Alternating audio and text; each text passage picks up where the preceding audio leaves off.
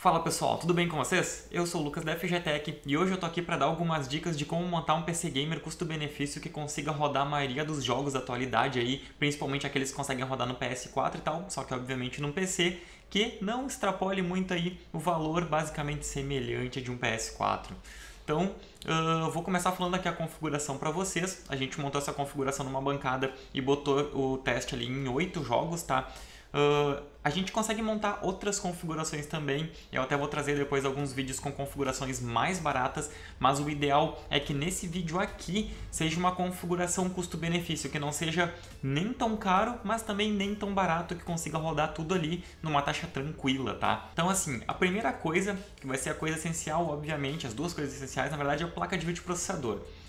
Como muitos já devem, se uma galera aí acompanha na internet, vídeo no YouTube e tal, sabe que basicamente vai ser GT 1030 e G4560. Então, primeiro componente que eu listei aí, uma placa de vídeo NVIDIA GT 1030, tá? Uma GeForce GT 1030, que a gente tem a base de preço hoje dela. Os preços que eu vou mencionar todos aqui são os que são atualmente na nossa loja. Estou fazendo esse vídeo aí dia 10 de janeiro de 2018, tá? Esses preços podem ser atualizados, podem cair, podem subir, mas enfim, no dia que eu faço esse vídeo aí, são os preços que eu vou falar e dar mais ou menos uma média para vocês. Então a placa de vídeo que a gente tem na configuração é uma GT 1030 de 2 GB, a que eu botei aqui seria uma da Zotac, R$ 419 mais ou menos, tá?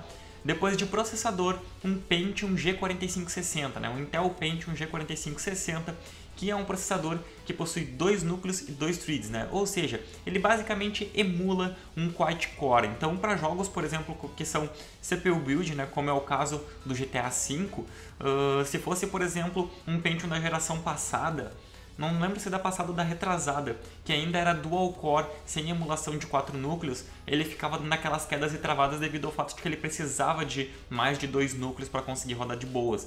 Então, no caso do G4560, ele tem o mesmo esquema, digamos assim, bem semelhante ao i3, né? O i3 que já vem sendo aí desde a 4ª ou 3ª geração, se eu não me engano, que ele faz o esquema de 2 núcleos e 2 threads. Então, é bem interessante aí no caso do G4560 para jogos desse gênero, tá? Placa-mãe, então... Opa, esqueci de mencionar o preço. Preço, mais ou menos R$325, beleza? Então, indo pra placa-mãe, cara, a placa-mãe eu recomendo que vocês peguem alguma aí que vocês encontrem com a nomenclatura H110, tá? E o H110 nada mais é do que hoje, na data em que eu faço esse vídeo, o modelo de entrada, né? O chipset de entrada das placas-mãe que vão aceitar essa linha da Intel. Aqui eu cotei aqui, no caso, né, mais ou menos aí, a que a gente tem a mais barata seria uma da PCware. Não se deixe enganar pela marca, tá? Tanto o Gigabyte, quanto o Asus, quanto o ASRock, até PCware, todas são marcas boas, basta vocês verem mais ou menos como funciona o esquema de garantia e tudo. Tendo uma garantia mais ou menos do mesmo prazo e tal, tá contando igual, beleza? Então, esse caso aqui eu coloquei uma PCware porque seria a mais barata dentro da configuração. Essa daqui seria mais ou menos na casa de R$320, beleza? Depois uma fonte. Cara, fonte para suprir esta configuração, uma de 300 watts reais já é o suficiente, tá? Não inventem de colocar fonte nominal, fonte com todas as palavras chinelona, tá? Então não coloquem fonte chinelona no PC. Cara, comprem uma fonte de qualidade, mesmo que seja de uma potência baixa, tá? É preferível vocês colocarem uma fonte de 300 watts reais do que de 500 watts nominais. Então comprem uma fonte aí, pelo menos com selo de certificação.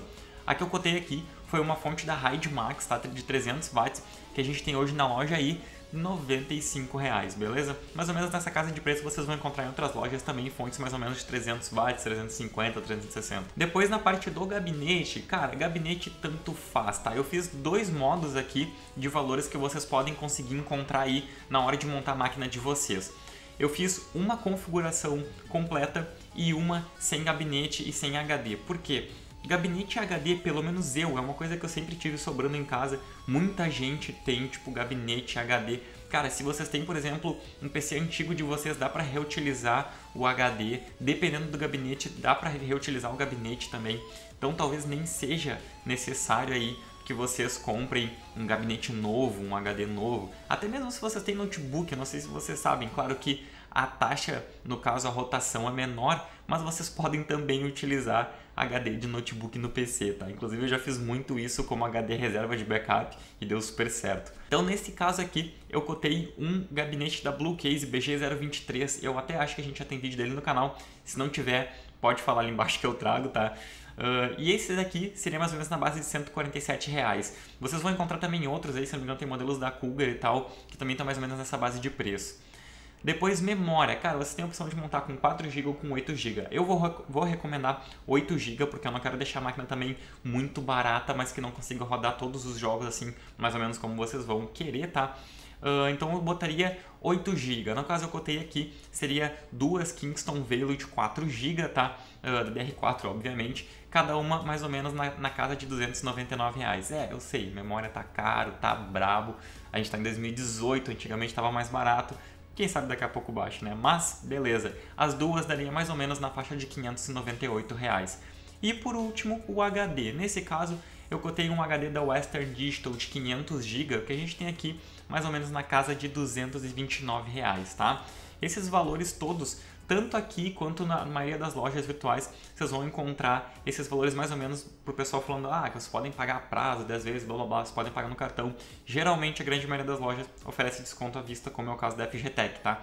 Então essa configuração completa ficaria mais ou menos na casa de R$2.100, tá? À vista baixaria para casa de 1.800. Nessa configuração vocês conseguem rodar a grande maioria dos jogos que vocês rodam no PS4 e até melhor, tá? Já se vocês preferirem montar essa mesma configuração, porém, como eu havia dito ali, sem gabinete e sem HD, caso vocês já tenham ou consigam com alguém, sairia mais ou menos na casa de R$1.700 a prazo e mais ou menos R$1.400 à vista. O que, se vocês pararem para pensar, é um valor muito bom, é uma máquina custo-benefício legal. E agora eu vou falar para vocês, inclusive ela tá salva aqui, as médias dos jogos que a gente testou, tá?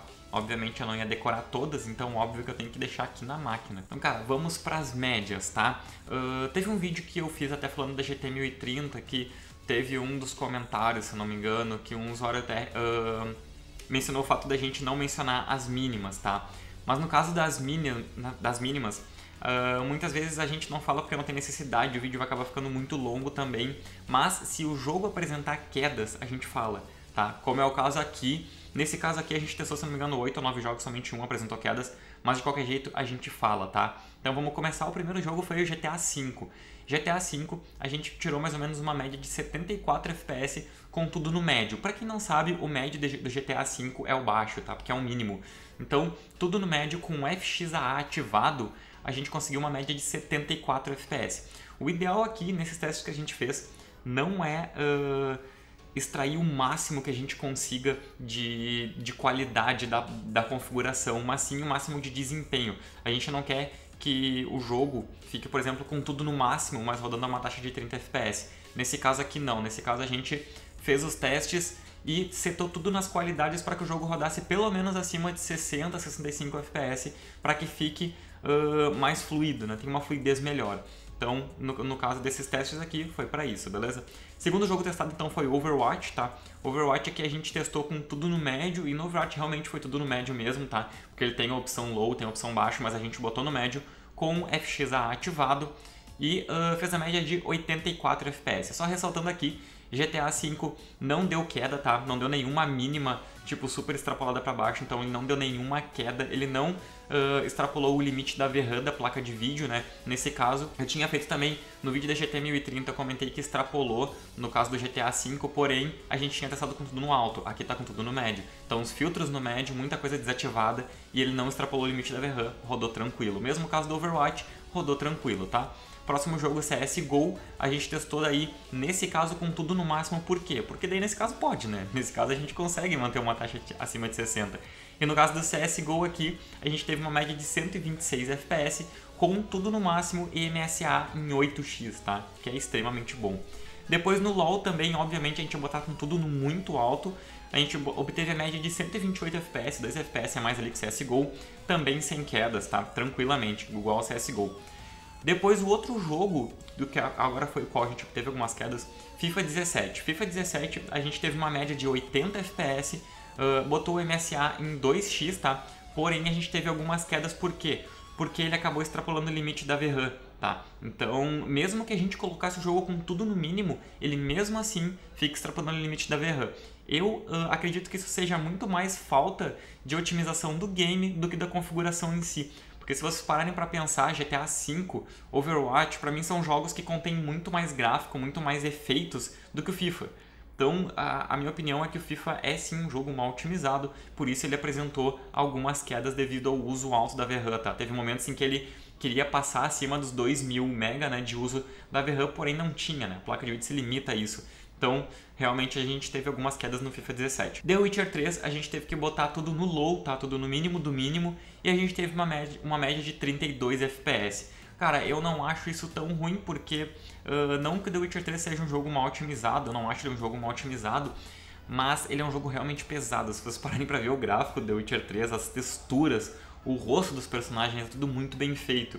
Então realmente ele é um jogo pesado, não tenho o que dizer, média de 32 FPS, ok?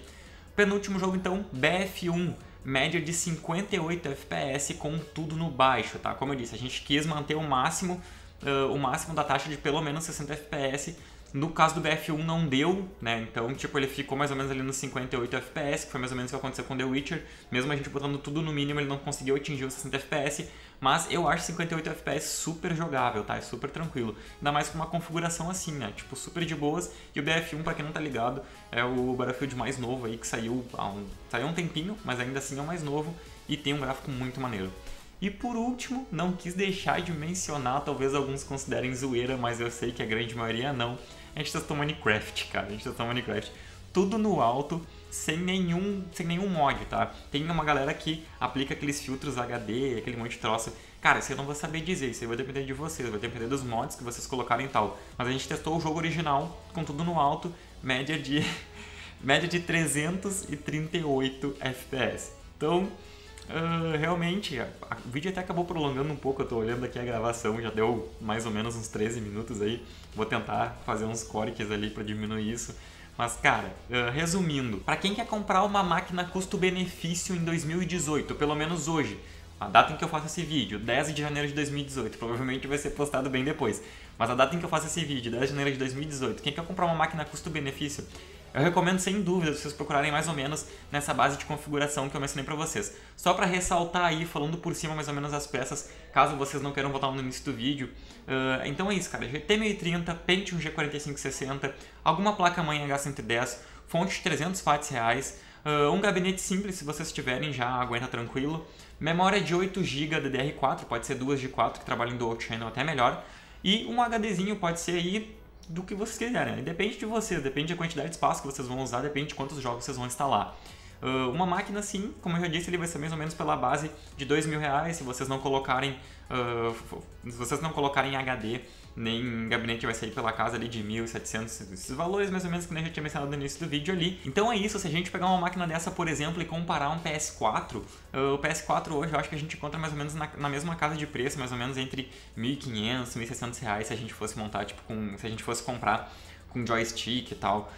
Mas a gente tem aí a vantagem no PC, que o PC a gente tem uma plataforma muito grande de jogos, a gente consegue jogar tipo muita coisa, sem falar tipo no caso de 60 FPS com teclado e mouse, cara, sabe, pra quem acompanha o canal, a maioria deve ser PC gamer, a maioria deve preferir PC do que console, eu prefiro PC do que console, então a gente já tá ligado que é uma excelente máquina custo-benefício. Se vocês quiserem assistir algum vídeo aí, por exemplo, eu tô a fim de trazer um vídeo de uma máquina super barata em 2018, mas tipo muito barata, mas que consiga rodar alguns joguinhos. Se vocês quiserem ver algum vídeo de uma máquina super barata ou também de alguma máquina super top, deixa ali embaixo nos comentários que com certeza a gente traz. Se vocês gostaram do vídeo, deixem um like ali embaixo e se inscrevam no nosso canal para continuar acompanhando o nosso conteúdo. Valeu e até a próxima!